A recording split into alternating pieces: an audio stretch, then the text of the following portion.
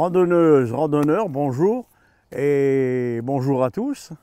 Heureux de vous retrouver après une si longue absence qui est due à un peu les températures, un peu le temps et tout ça. Et ben, j'espère que vous avez passé tous de bonnes vacances. Et ben, ceux qui sont restés ici, vous en avez profité pour vous balader dans toute notre belle région et tous les coins que nous avons fait découvrir tout au long de l'année. Bon, aujourd'hui, nous vous proposons avec mon ami Romain, en Belgique, le long de la Vire. Mais la Vire n'a pas de source propre, donc elle part du ruisseau ou du petit cours d'eau, la Batte, qui part de Batincourt. Alors vous voyez, bon, on va arriver à Batincourt et vous voyez un peu toute la région que nous allons parcourir aujourd'hui, hein, à la recherche de la Vire. Hein. Et donc à Batincourt, c'est Batincourt qui est devant nous là, et on voit au loin là-bas, bah, c'est la France. Hein. Il y a Thélancourt où on aperçoit un peu les éoliennes. Je ne sais pas si vous les voyez, hein, mais on voit les éoliennes et c'est la France. Et on va patrouiller tout le long de la frontière française et belge. Hein. Une particularité avant d'arriver à Batincourt, eh ben, c'est la grotte Notre-Dame qui a été construite en 1914. Elle date de cette époque. Hein. Et c'est un beau monument. Hein. Et on vient de cette route, elle vient de Longwy. Hein. Quand vous venez de Longwy, pour aller à Batincourt, eh ben, vous passez par cette route. Voilà. Voilà, on peut ouvrir la grille et puis on rentre dans la grotte. Et vous voyez, il y a même Bernadette qui a subi l'apparition de la Vierge à Lourdes. Hein.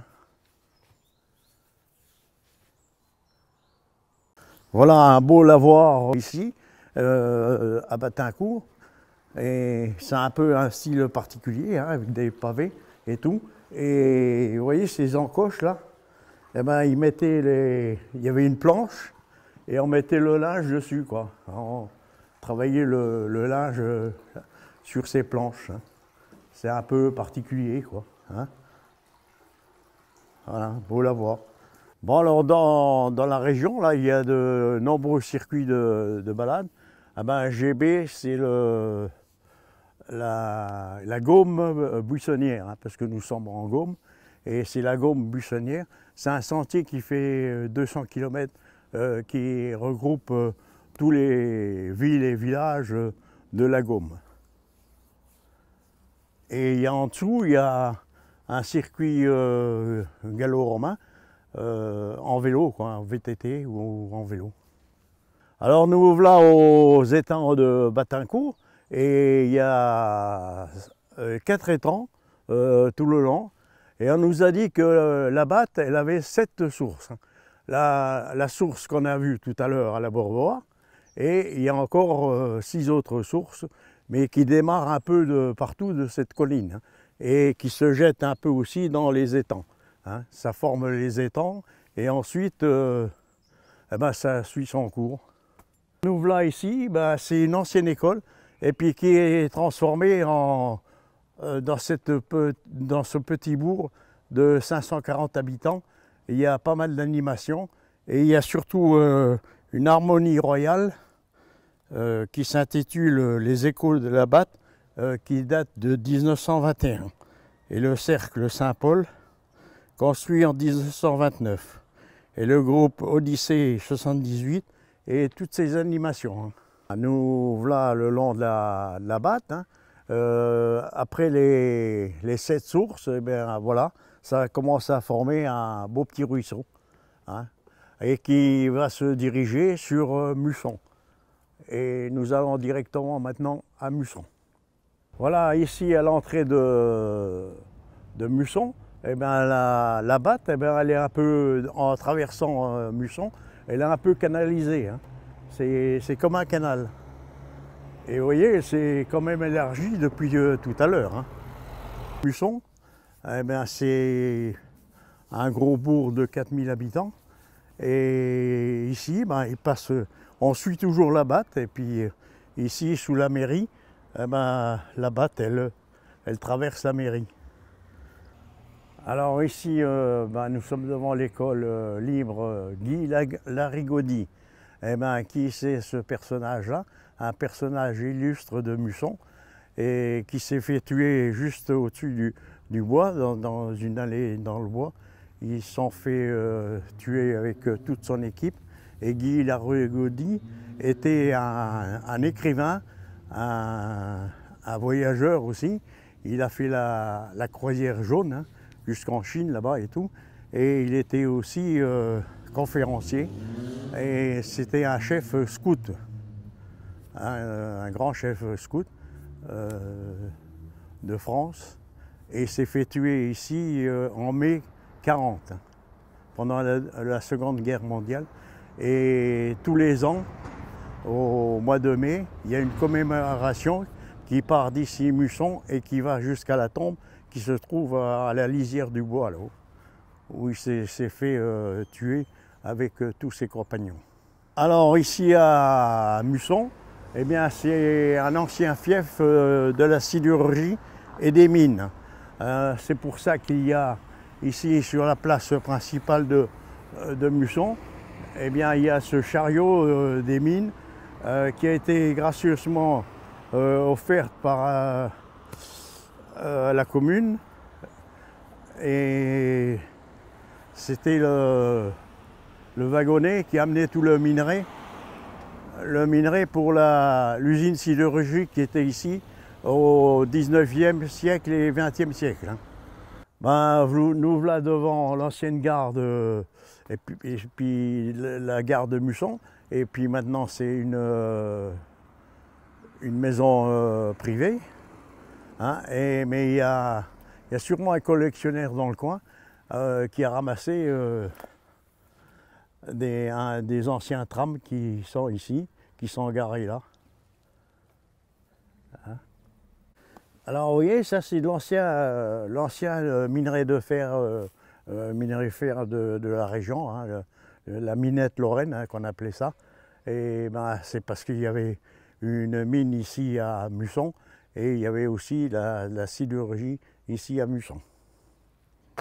Nous voilà à Baranzy. Et ensuite toujours la Batte, hein, elle est là. Et ben, elle s'élargit de plus en plus. Hein. Et oh, ben, il y a des beaux poneys là-haut. Hein. Oh, qui sont beaux. Hein. Ça nous irait, ça, les poneys? On pourrait y aller, non? Ah oui, ça doit être agréable. Hein.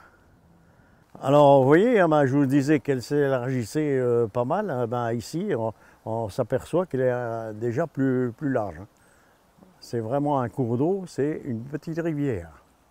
Alors en quittant la Cussinière, hein, ben, nous n'y avons pas été parce que plusieurs fois nous y avons fait des reportages là-bas. Et à la Cussinière, il y a un petit ruisseau qui alimente la Batte et ça forme la Vire. Et nous sommes sur la Vire. Et la Vire, elle fait aussi frontière avec la France et la Belgique. Là, de ce côté-ci, nous sommes à Villehoude-les-Monts et là, de l'autre côté du pont, nous sommes en Belgique à Signeul. Alors, nous voilà après Signeul, eh ben, c'est toujours la Vire hein, maintenant. Et ben, ça fait la jonction des deux petites rivières entre la Batte et le petit ruisseau de la Cussinière. Et ben, vous voyez, ça c'est vraiment bien élargi, hein, la Vire, eh ben, qui continue sur Château-Latour, sur la Tour et Saint-Rémy, et ensuite Saint-Marc. Et ce fameux pont, tout en pierre, a été construit dans les années 1959. Une belle chapelle ici à Saint-Rémy. Hein, d'ailleurs, il y a la statue de Saint-Rémy qui est patronne du village à l'intérieur de cette chapelle. C'est le style néo-gothique Hein, c'est une belle petite chapelle qui date de 1852. Alors juste en face de la chapelle, eh bien, il y a un vestige d'un ancien château féodal. Et il ne reste plus que la tour, quoi. Ici à Saint-Rémy, eh bien, il y a un sculpteur, M. Goffinet, et il a fait une belle statue avec le Jean Crochet. Alors pourquoi le Jean Crochet? Parce que pour que les enfants n'aillent pas trop près de la rivière, eh bien, on leur racontait une petite histoire qu'il y avait le Jean Crochet qui allait les attraper. Et les enfants n'approchaient plus de la rivière. Alors le sculpteur de Saint-Rémy, là, il a sculpté eh ben, toute sa famille dans ce tronc. C'est un bon sculpteur, hein. Magnifique.